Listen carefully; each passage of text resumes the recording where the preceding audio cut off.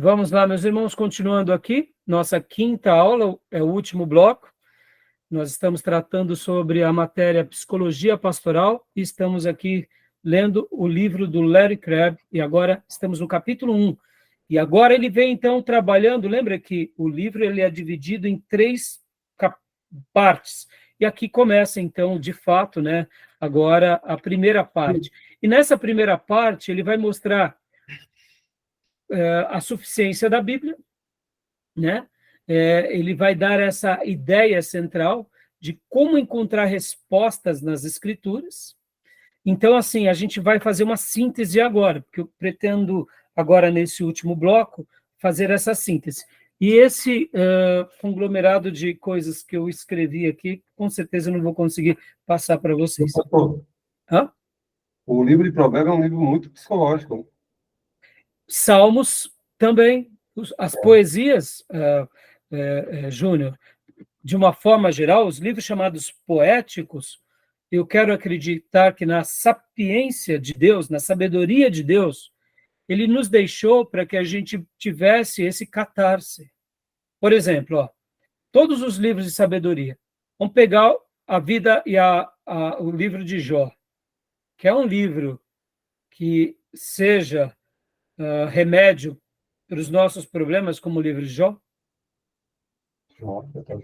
Salmos, outros livros, Dilemas de Davi, as alegrias, mas Provérbios, como você mencionou, nos pontuando a sabedoria, a reflexão, ao aprendizado, a autoavaliação. Sim. Ou ao que eu disse no módulo anterior, como a psicanálise ensina, que quando a pessoa cai em si do seu problema, é o momento da sua superação. Uhum. Lembram do material que eu passei para vocês em PDF, do Henry Cloud, Os Sábios, os Tolos e os Maus? Uhum. Inclusive, ou vocês podem ler o material do Henry Cloud, ou ver o vídeo, ou ouvir o material que eu também peguei, também, né? Baseei a minha mensagem, eu me baseei naquele material, tanto no vídeo quanto no PDF. Mas tem um livro também, né? Então, o livro, na época, eu não conhecia o livro. Depois você publica para nós, tá? Porque eu não conheço o livro. Mas possivelmente deve ter virado um livro, porque, irmãos, naquela mensagem do Henry Cloud, quando ele fala sobre os sábios, os tolos e os maus, destaca para nós Provérbios. Uhum. Porque qual é a tese que a gente tem quando a gente fala assim, fulano é tolo? O que nós pensamos no primeiro momento? Bobo, né? Que ele é um bobo, que ele é um lesado. É. Mas ao estudar o material do Henry Cloud, foi assim um divisor de águas para mim, eu aprendi com ele, que o tolo, de fato, ele é uma das pessoas mais inteligentes de todas. É que ele sempre tentará deturpar os fatos. Por isso que a Bíblia vai dizer, não repreenda o tolo, mas sim repreenda o sábio, que ele se tornará mais sábio. Na realidade, seria a paráfrase do texto bíblico, né? Uhum. Seria essa, né? Não é que a Bíblia não diz com essas palavras, mas nós entendemos dessa forma, que repreender um tolo nos dará muito problema, porque o tolo, na perspectiva bíblica, é aquela pessoa que sabe que está errada, mas está confortável com os seus erros, porque por meio dos seus erros ou do seu estilo de vida, ela continua aparentemente vencendo. E não quer mudança. Não quer mudança, mesmo que lese os outros ou os que estão ao redor dele. E é por isso que a Bíblia vai tratar disso. E Provérbios faz uma ponte mostrando sempre isso. Por isso que, de fato, Júnior, quando você fala que Provérbios... e é verdade, ele tenta mostrar por provas, pelas experiências, mesmo que experiências humanas, que não vale a pena seguir o caminho do tolo, e sim o caminho dos sábios. Tá bom? Mas vamos lá. A suficiência da Bíblia, né?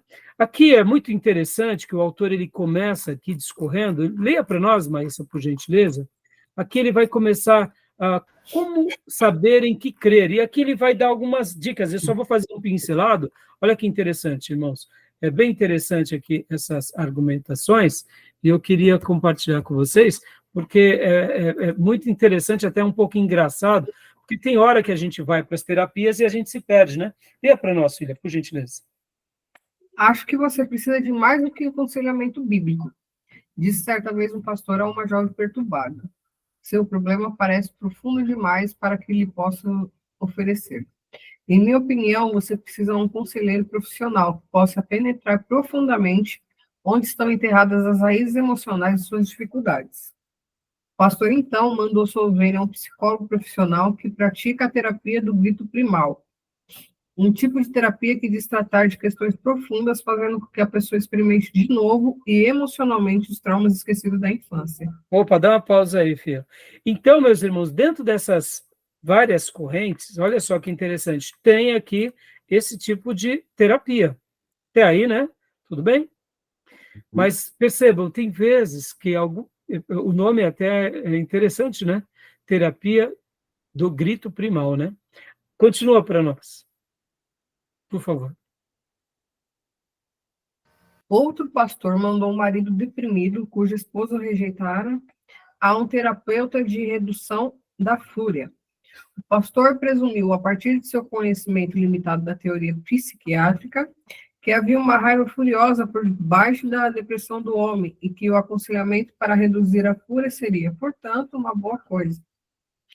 Então, vamos lá. Essa daqui é legal, um pouco engraçado. Continua para nós, Após diversas sessões em grupo para o tratamento da redução da raiva, o marido rejeitado não apenas sentiu nova percepção de uma raiva previamente oculta, como também uma nova capacidade de expressá-la abertamente, e às vezes com grosseria aos outros.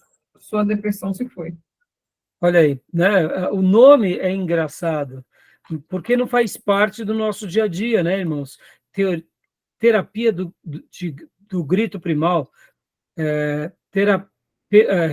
ou seja, um terapeuta de redução da fúria, né? Não sei como seria o nome técnico, né?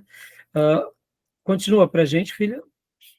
Outro terapeuta oferece aos pacientes algo que chama da teoria da repaternidade, na qual os encoraja de forma ostensiva a tornar-se totalmente dependentes dele na medida em que ele, terapeuta, vai assumir o papel de pai ou mãe amorosos.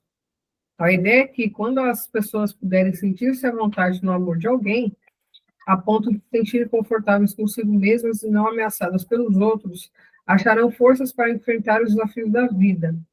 Seu livro Horário está cheio de pessoas sofredoras que desejam voltar a ser filhas de tal pai ou mãe. Olha aí, agora eu vou fazer um breve debate aqui. E aí, e essa terapia aí da repaternidade, o que vocês acharam? Daria para a gente liberar alguns irmãos para fazer esse tipo de terapia, sem talvez mexer com a cabeça deles? O que vocês acham? Vamos lá. Pastor, não da repaternidade, mas dessa outra do grito aí, eu estava lendo justamente esse trecho hoje aí, e ela faz alguns questionamentos para ele sobre se isso não estaria em desacordo com a Bíblia, que fala que Deus se esquece do passado e tal, e aí fala que o psicólogo não, nesse caso, não deu nem vamos dizer assim, a atenção para saber do que ela estava falando. Ele convenceu ela de que a terapia dele era boa e deu prosseguimento. Exatamente, a gente ia chegar lá também, mas obrigado por já antecipar. Percebam, irmãos, por isso que, ao mesmo tempo, o nosso irmão, ele tenta nos preparar para que a gente possa estar tendo uma atuação clínica, aprendendo com a ciência, mas a gente fica na corda bamba, porque num primeiro momento pode ser que seja útil, mas de repente a gente fala, puxa, isso daqui vai complicar, e o irmão vai acabar misturando as coisas, como o Tomé acaba de mencionar, né? E voltando aqui para a da repaternidade, vocês já notaram que existem certos pastores, apóstolos, ou bispas, que fazem um papel de pai apóstolo, ou pai pastor? Já notaram algo assim? É o paizão, né? É. E aí, o que vocês acham? Pastor, você pode repetir que está cortando tudo sua voz aqui para mim. Eu não captei o que o senhor falou. Tá, eu disse assim, vocês já notaram que tem alguns grupos, algumas igrejas e algumas lideranças, tanto pastor, pastora, apóstolo, bispa, que faz quase que um papel de repaternidade, ou seja, eles são pai apóstolos ou pastores, né? Eu já vi alguns pastores sendo chamados de pastor. E aí, será que a gente não está criando uma codependência ao líder e não, de fato, a Deus? Estão entendendo? Parece que, no primeiro momento, para almas fragilizadas, para pessoas que estão precisando de uma figura, eu diria, como um pai, porque lembram que na aula passada, na quarta aula que demos semana passada, lembra que eu falei que pessoas que nascem e crescem em lares destruídos ou sem uma boa referência do pai ou da mãe, eles não têm aquilo que a psicologia chama de tipo pai ou de tipo mãe, ou seja, no nosso inconsciente, todos nós viemos de um lar, de um pai e de uma mãe, e nós precisamos de uma imagem boa de um pai e de uma mãe. No momento que eu sou criado num lar destruído, essa pessoa não tem essa figura, essa imagem. E, naturalmente, na vida, qualquer pessoa, grupo, líder, que represente uma autoridade, ou paterna ou materna, essa pessoa tem repulsa. Logo, ela terá problemas no trabalho, vai ter problema no casamento. Depois que se tornar pai, terá a tendência de replicar aquela sua infância, porque, de fato, está tudo no seu inconsciente. Então, percebam que pessoas que realmente cresceram de lares assim, eu sei que há uma carência, mas essa teoria da repaternidade, eu acredito sim que ela tem o seu peso, mas eu queria aplicar um pouco dentro da igreja. E na igreja, no horizonte da igreja, seria isso bom? Ou seria isso também uma forma de prender as pessoas a mim, já que eu sou, abre aspas, o paizão daquelas almas? O que vocês acham? Eu acho que, independente da questão emocional aí, da terapia, isso já existe. Tem pessoas que têm, dependendo do pastor, carismático, as pessoas têm ele, centraliza nele todas as suas aspirações, acredita nele, sabe, um certo heroísmo. Como o próprio país tem a questão de um salvador da pátria. Sim, é a figura da personalidade, né, Júlio? Exatamente. Quase um culto. Funcionador de tudo. Salvador de tudo. Agora, percebam, irmãos, eu não estou querendo dizer que nós, como pastores, não tenhamos um papel, mas percebam que entre o papel saudável e o papel doente é uma linha muito tênue. Então, fica aqui uma dica. Podem ver que grupos sectários apelam para esse papel. Porque aqui não é mais o conhecimento que importa, e sim a afetividade emocional que importa. Então, cuidado, porque essa relação paternal ou matriarcal excessiva pode ser um pouco danosa. E quando a gente notar isso entre os nossos, a gente precisa trabalhar.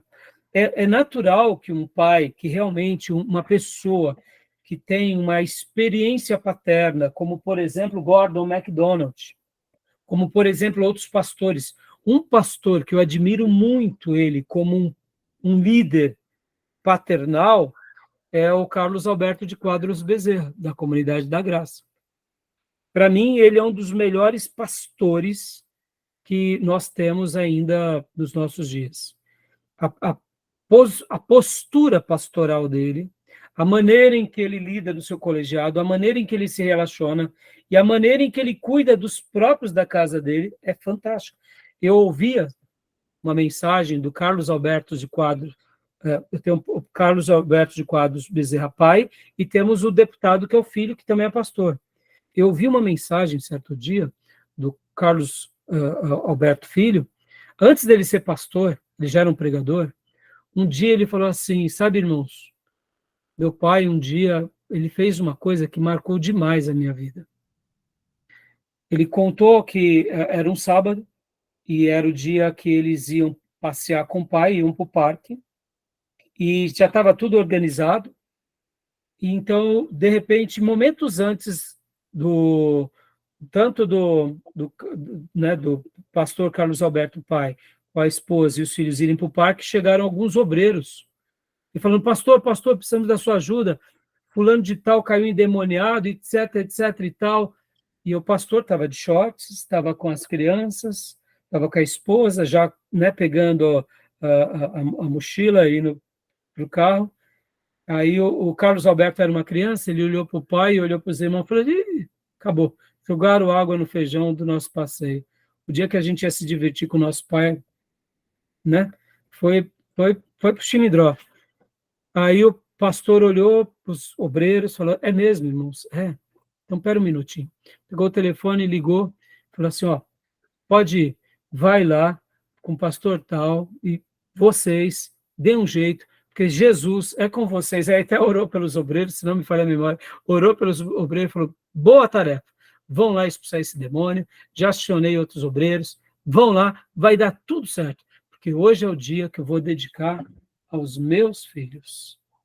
E pegou, o menino olhou assim, não acreditou. Porque, irmão, sejamos honestos, casos de demônios não é uma coisa que acontece todo dia. Esse negócio aí de revelação 24 horas, expulsação de demônio, assim, a gente sabe que é muito exagero e muita picaretagem. Quando cai um demônio, de fato, a gente sabe. E esse pastor é um pastor tão sério, por que ele agiu assim? Porque ele via também que a família é um projeto sério. Pode ver que o legado da comunidade da graça e a grande missão da comunidade de graça é o quê? É formar discípulos e fazer deles uma família. Podem ver que eles são um grupo fechado. Deixa eu fazer um comentário aqui, irmãos. Vocês não sabem disso, eu comento poucas vezes. Eu cheguei a dar aula lá no seminário da comunidade da graça. Eu ia todas as segundas-feiras dar aula para uma classe que era praticamente do tamanho da nossa igreja, irmãos. Estavam sentados ali a maioria dos pastores do Carlos Alberto, a esposa do próprio Antunes, que é um dos fundadores da Comunidade da Graça, um colegiado enorme ali, e toda segunda-feira eu ia dar aula. Quando eu saía às segundas-feiras, era por volta de 10 e pouco, terminávamos a aula, quem geralmente chegava às 10 e pouco da noite para fazer um período de vigília junto com esses obreiros, sabe quem era? O Ademar. O Ademar, naqueles dias, toda segunda-feira, descia, parava o seu carro, descia com o seu violãozinho, cumprimentava nós, muitas vezes os pastores me convidavam, falavam: não, obrigado, irmãos. Eu via que era o momento deles agora. Ou seja, depois de toda a teologia, depois de todo o momento que eles tinham ali de teologia, porque o STBnet tinha um núcleo lá dentro da Comunidade da Graça, que era para treinar os pastores e obreiros da Comunidade da Graça. E depois que acabavam as aulas ali por volta de 10h30, 10h40, 15 para as 11 horas começava um período de oração em que se reuniam todos os pastores e líderes de pequeno grupo de todas as regiões aqui de São Paulo, lá na sede, na Rua Ioponina. Toda segunda-feira. Sem vídeo televisionado, sem live, sem momento pastoral.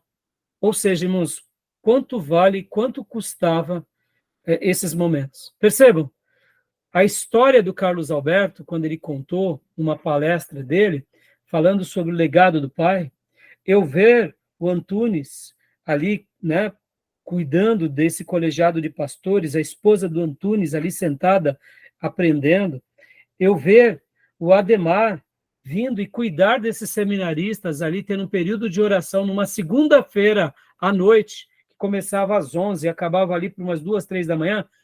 Quanto valia isso? Não tinha preço. Estão entendendo, meus irmãos? Então, percebam que como é precioso esses momentos. E por que eu estou falando tudo isso aqui, né? Existem coisas que marcam a nossa vida onde no projeto chamado família, tá bom? Bom, vamos voltar aqui para o tema, porque eu acabei saindo um pouco. Agora, leia para nós rapidamente aqui. Agora, leia para nós, Tomé. Nossa decisão, por gentileza.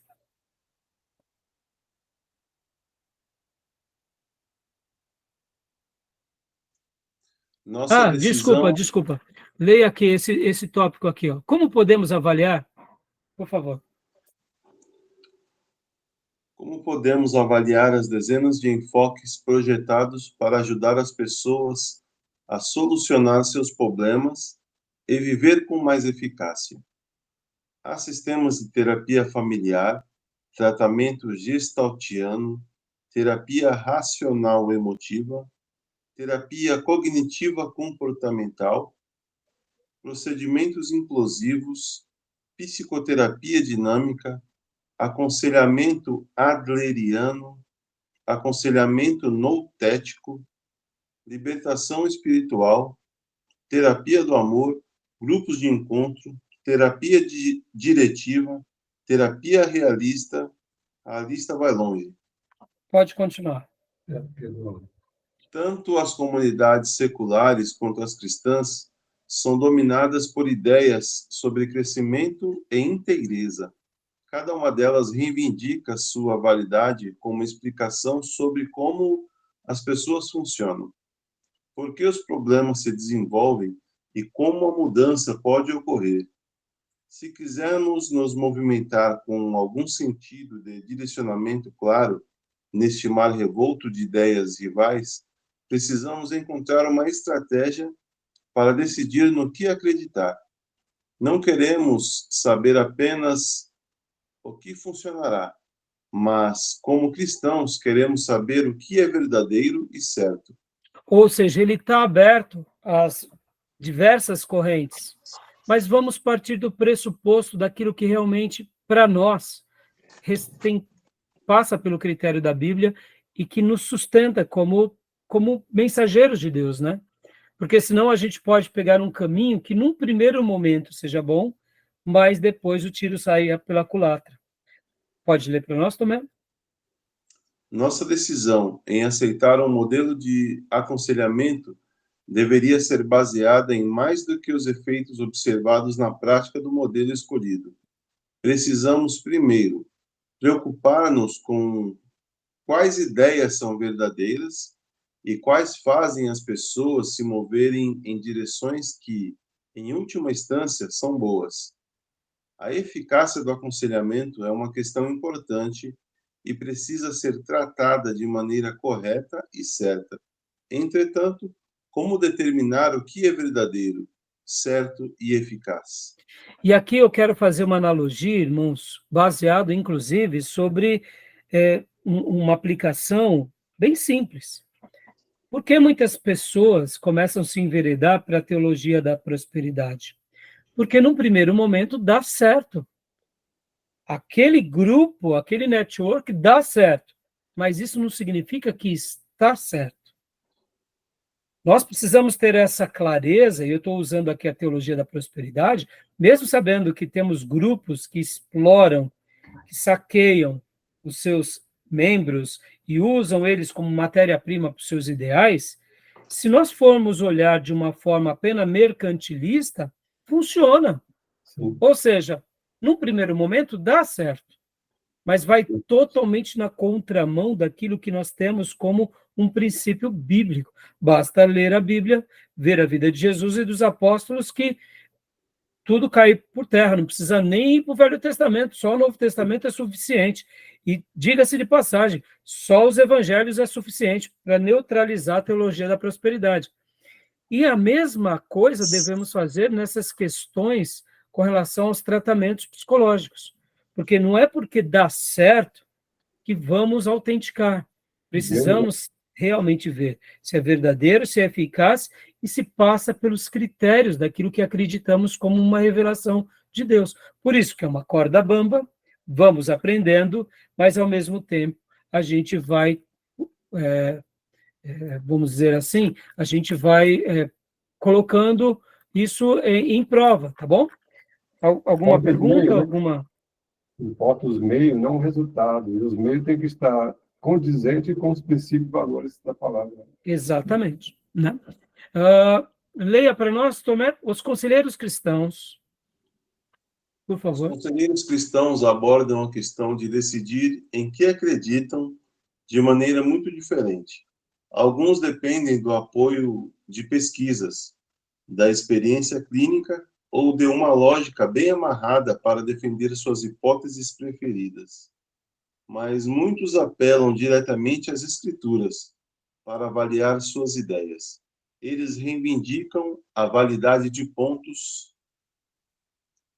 de vista que são ensinados na Bíblia e rejeitam ideias que a Bíblia contradiz. E aqui é aquele ponto que você tinha dito também, né? Olha aí, pode ler para nós.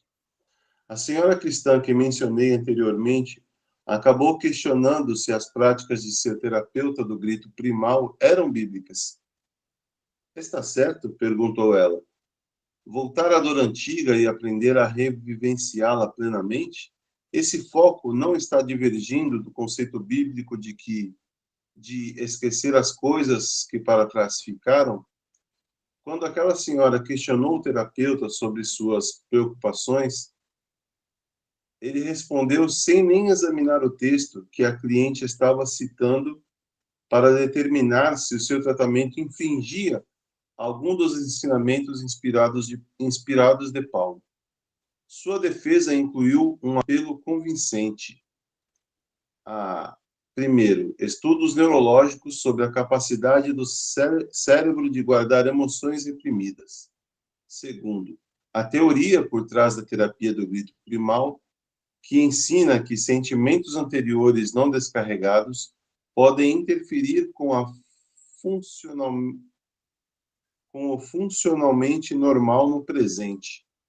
E terceiro, suas experiências com dezenas de pessoas a quem o aconselhamento pastoral não havia ajudado e que relataram uma melhora real através dos seus métodos. E agora, né, para dar uma resposta sobre a redução da fúria, leia para nós também. O terapeuta de redução da fúria e o conselheiro da repaternidade igualmente argumentaram a favor de suas teorias, mas também mencionaram como suporte diversos conceitos bíblicos que eram congruentes com suas ideias. Não podemos provar a validade de tudo o que fazemos referindo-nos a passagens específicas da Bíblia. Mas você precisa entender que a Bíblia nunca foi projetada para servir de livro-texto de aconselhamento, assim como não deve funcionar como um manual cirúrgico para os médicos. Nestes casos, de fato, precisamos tirar as nossas ideias do pensamento psicológico e da pesquisa, mas tomar o cuidado de permanecer coerentes com o ensinamento bíblico.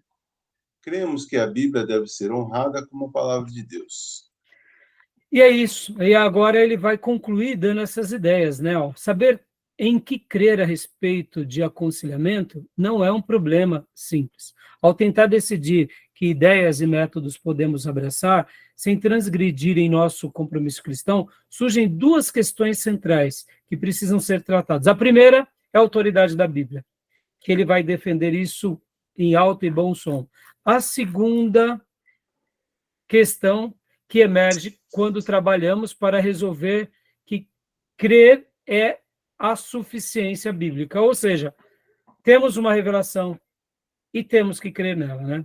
Então, esse vai ser o ponto principal do nosso irmão. E é muito interessante que ele vai trabalhar nisso de uma forma muito linda nessa obra. Por isso que, quando o Gil disse, puxa, pastor, a linguagem do livro é muito boa, e ele nos faz enxergar uma área que possivelmente muitos pastores e obreiros sempre olharam com preconceito. Deixa eu até dar um exemplo para vocês aqui. Olha que interessante. Minha esposa, durante um bom período, ela trabalhou numa escola como psicóloga infantil. Então, ela atendeu aquela escola, uma escola, o Asias Nikkei, ela foi psicóloga lá no Asias, durante um bom período.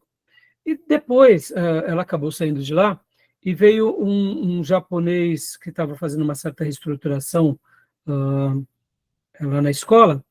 Ele veio direto do Japão para cá para poder fazer algumas mudanças. Mas na cabeça dele, ele achava que não era útil um psicólogo numa escola. Olha que interessante, né? Uma cultura tão evoluída, que são, no caso, os nossos irmãos, os nossos japoneses, né? Mas na perspectiva dele, num primeiro momento, eu não sei se isso era fundamental dentro da cultura, mas pelo que minha esposa, na época, ouviu dele, não era muito comum que as escolas japonesas tivessem psicólogos. E todos nós sabemos que a educação japonesa é muito boa. Né? Então, assim, olha que interessante, né? Uma questão cultural, né? Como muitas vezes um grupo ele é mais carente de algo e outro grupo não. Agora, olha que interessante, né? Por que eu estou fazendo esse comentário? Porque o autor aqui ele vai fazer essas premissas e ele vai mostrar essa realidade para nós na perspectiva cristã. Ou seja, há pouco, quando eu dizia, muitos pastores têm uma percepção negativa da terapia, como esse novo organizador da escola tinha com relação à psicologia. Agora, olha que interessante. Como que o japonês geralmente vive? Vocês convivem com os japoneses ou não? Como que geralmente eles vivem? Hoje não São mais. bem disciplinados, né? Hã? Eles são bem disciplinados. São bem disciplinados, mas eles geralmente são... Alimentação. O que mais? E as crianças, desde cedo lá, eles são ensinados a ser independente. Sim, são ensinadas a ser independentes, mas o que mais? Que mais? Eles são grupos isolados, independentes, cada um no seu quintal, ou eles trabalham em comunidade? Sinceramente, não sei. Então, agora eu vou passar uma perspectiva, porque eu estou inserido no contexto japonês, e, irmãos, eu frequento o clube, sou sócio do Asias Nikkei, né? Lá no Asias Nikkei, que era uma... Olha só, o que é o Asias Nikkei? Era uma comunidade agrícola, né, de vários anciãos que tinham uma terra. O que eles fizeram? Eles fizeram uma associação, e ali, como associação, eles iam praticar esporte ali, e começou com beisebol. O beisebol acabou não vingando, eles transformaram em quadras de tênis e piscina, parte de jogar futebol, e ali nasceu a Associação Cultural Asias Nikkei. Depois, eles viram que eles poderiam ali abrir uma escola. Para quê? Para educar os próprios amigos e parentes e os grupos Nikkei. E aí nasceu a escola Asias, também Nikkei. Agora, deixa eu dizer uma coisa que eu vejo entre eles. O que vale para o japonês é o coletivo, não é o individual. Eles aprendem a pessoa individualmente ser competente, mas a vida toda deles está voltada à comunidade. O que importa é a comunidade.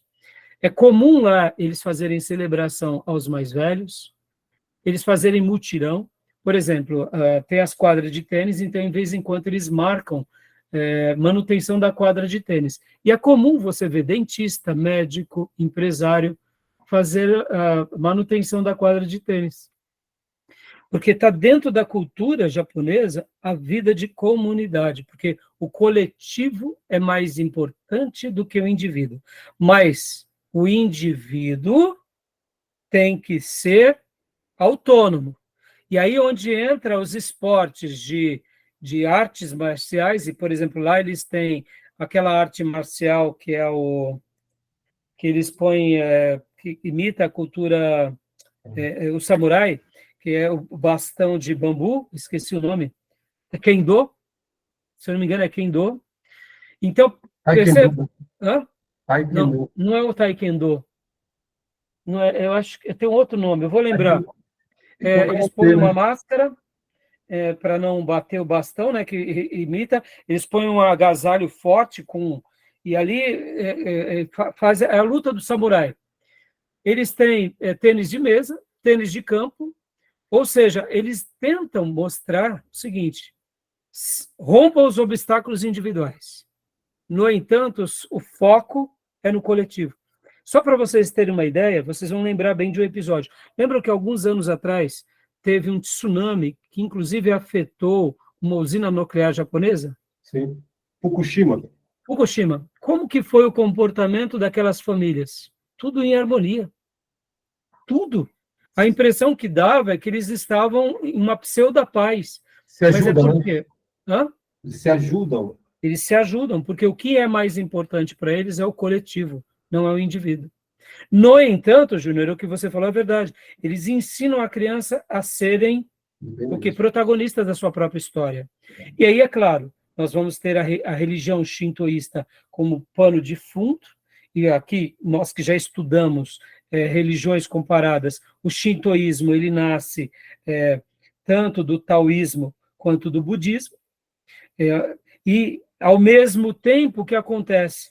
Dentro dessa construção, podem ver que esse vínculo de comunidade acaba sendo terapêutico, porque eles estão pescando junto, estão treinando junto, estão fazendo esporte junto, ou seja, é sempre algo muito terapêutico. Por isso que aquelas palavras daquele coordenador que veio reformular algumas coisas, ele achava desnecessário a figura do terapeuta, porque, de uma forma, vamos dizer assim, involuntária, eles já estavam vivendo isso lá. É interessante, né? Então, irmãos, agora a gente vai parar aqui nessa parte do livro, tá? Porque agora vem as 4 maneiras de saber diante da perspectiva do nosso querido irmão. E eu vou deixar para ler aqui essas 4 partes do saber na próxima aula, porque eu queria gastar um tempo aqui explicando, tá bom? Ok. Beleza, meus irmãos? E aqui eu separei, como eu disse, eu escrevi 5 páginas para vocês, e de repente eu posso até estar mandando para vocês. Eu queria trabalhar aqui em aula, mas vou deixar para a aula da semana que vem. Os japoneses falam o espírito de corpo. Como? Espírito de corpo. O que tem? Eles têm o espírito de corpo. Isso é ensinado muito por espírito e corpo. De corpo. Ah, sim. O espírito e o corpo. Você que estava falando espírito de porco. Eu falei, o que o Júnior está falando? Palmeirense, não. Não, espírito de corpo é assim, isso é ensinado também em todas as corporações, seja Marinha, Força Armada, de um ajudar o outro. Sim. De haver uma comunidade. Sim. E assim, meus irmãos, espírito e corpo. Pode ver que o taoísmo vai mostrar muito isso. Lembra que o taoísmo tem a ver com essa relação entre o metafísico e a natureza, em que você desenvolve o seu corpo por meio das suas atividades. Então, percebam que eles levam muito isso a sério, né? Harmonia, né? E a harmonia. Então, por isso que muitas vezes eles acabam não precisando muito de... Não é que eles não tenham psicólogo, nem psicanalistas, e muito menos pessoas que trabalham, mas eles acabam tendo também o quê? A sua comunidade terapêutica. E podem ver, irmãos, como a comunidade Nikkei no nosso país, ela é uma comunidade protagonista. Como eles são grupos fechados, vocês vão ver várias comunidades Nikkeis espalhadas em vários setores, em vários estados. E como eles são fortes. E como nós, como brasileiros, aprendemos com eles. Porque eles, mesmo que eles já se abrasileiraram, mas ainda eles têm uma essência dos valores que eles carregam como valores de sociedade. E outra coisa, ninguém fica falando muito sobre o matriarcado e o patriarcado japonês, mas podem ver que isso é um lado que eles preservam, eles não abrem mão. Inclusive pelo shintoísmo. Podem ver que a maneira em que eles veneram os seus ancestrais é uma maneira de preservar uma tradição, honrando aqueles pelos quais prepararam o que eles chamam de presente. Porque eles olham para o presente preparando para o futuro do amanhã. Então, eles constroem hoje, já lembrando e pensando nos seus descendentes do amanhã. Então, assim, a cultura japonesa é muito interessante, né? Tá bom, meus irmãos? Ok. Beleza? Algum comentário, alguma dúvida? Tranquilo. Tranquilo? Tranquilo. Então, tá bom. Agora, então, querendo Deus, nós nos vemos terça que vem e teremos mais 5 aulas e fecharemos, então, a nossa matéria logo na primeira semana de junho, tá, meus irmãos? Okay. Nós teremos aula até 1, 2, 3, 4, 5, até o dia 2 de junho, tá bom? Okay. Tá joia? Beleza. Então, beleza, meus irmãos. Um bom final de semana para os meus irmãos. O restante de semana muito abençoado, viu, meus irmãos? E firme nas leituras e firme nos áudios. E espero que os irmãos estejam gostando dos temas tratados, tá bom? Ok. Ok. Graça e paz. Boa noite a todos. Graça e paz. Boa noite. Amém. Bom término, bom descanso. Deus abençoe, gente. Tchau. Amém. Deus abençoe, meus irmãos. Beleza. Irmão Júnior.